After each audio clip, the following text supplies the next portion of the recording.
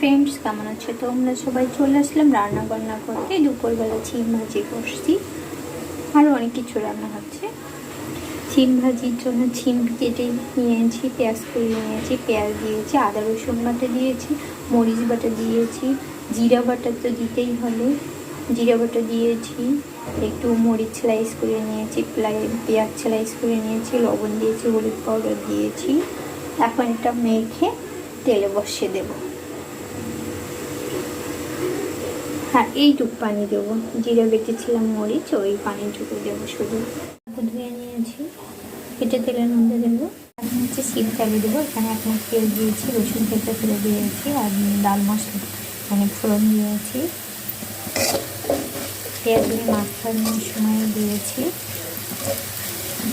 Gas কিন্তু একদম ছোলো হয়ে দিয়েছে, এই জন্য পেঁয়াজ চুপসে দিয়েছে। এখন একটু ধনে পাতা দিয়ে তেলে বসিয়ে দেবো।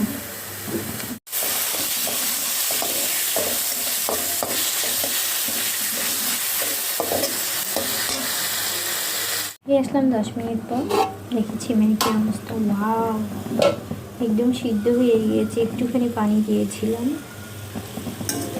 তেলের মধ্যে ধনে পাতা দিলে কাছে কাছে থাকে, দেখতে ভালো লাগে।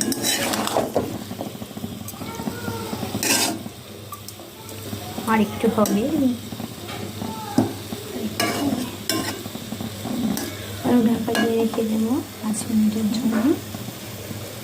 রান্না হয়েছে, মাশাআল্লাহ সুন্দর হয়েছে।